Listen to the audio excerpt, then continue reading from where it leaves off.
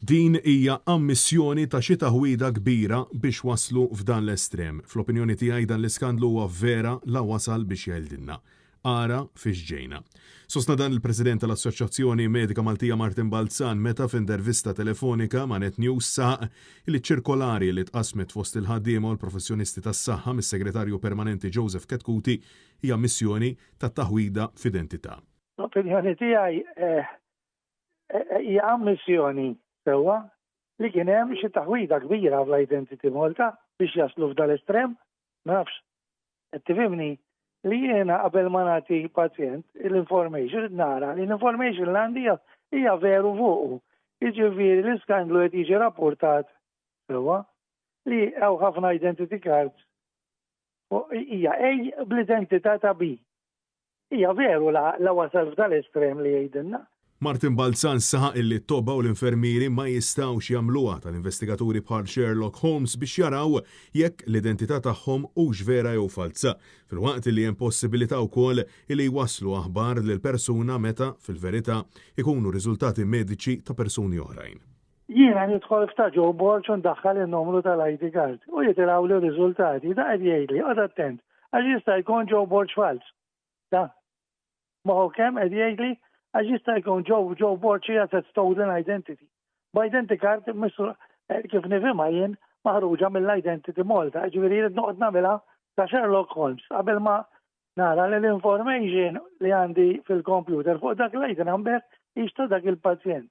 Tieni possibilità bil-kontra. Li jiġi pazjent, tifhimni, u li jiena ti information ħażina, ġifieri inasbu li jismu AUB unti information ħażina. Jgħidlu isma' int għandek kanser ma jkun xejn, jkun ieħor. Ankollu wara li l-avukat Jason Azzoparti żvela li s-Segretarju Permanenti fih dan il-Ministeru għas-Saħħa Joseph Ketkuti tul il-jum ta' tlieta wassal ċirkolari permezz ta' email lill-istituzzjonijiet kollha fil-qasam tas-saħħa kif ukoll lil ħaddiema b'linji gwida ġodda biex jidentifikaw il-pazjenti b'mod ġust tal-fini ta' rekords mediċi. F'din l-email nagħti li kull ħaddiem għandu responsabilità li jikkonferma l-identità tal-pazjent qabel ma jsir xi tibdil fir-rekords mediċi fosthom li għandu jintalab in-numru tal-ID card isem kunjom kif ukoll id-data ta' twelid.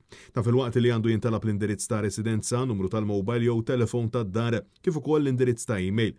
Fatti li ċertament huma ovvji madankollu meta għandek is-Segretarju Permanenti jikteb dawn il-linji gwida jiswed fuq l-abjad meta diversi ċittadini saru jafu li kien hemm min qed jagħmel użu mill-identità tagħhom b'abbuż mir-rekords mediċi tagħhom stess hija wirja ċara li dawn l-affarijiet bażiċi għal xi raġuni jew oħra ma bdewx isiru.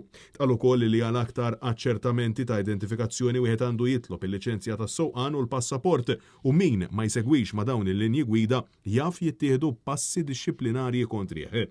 President tal-Mamsaq li jifhem il-pożizzjoni tas-Segretarju Permanenti tal-Ministeru għas-Saħħa biex ma jibqax jitpoġġa saħħet il-pazjenti f'riskju, madankollu insista li hemm bżonn li jiġu mħeġġa wkoll sabiex jikkuntattjaw lill-pulizija la darba jinstab każ ta' serq ta' identità. Jiena nifhimha li jipproteġi l-pazjent, qed tifhimni. Jgħidli Martin Balzan qgħod attent, ma tmux toħġi żball jiġrilu raġel pazjent tort dat-taħwit. Kieku minnu kien jgħidli.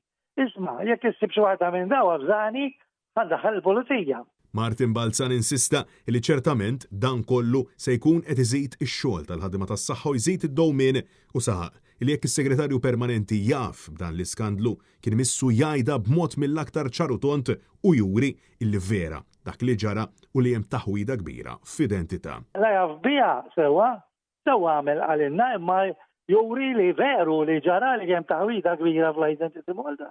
Ara biex ġabuna u vera se nislogjaw imma naħseb għandu raġuni jgħidin noqogħdu attenti. Francesco Catania, Net News.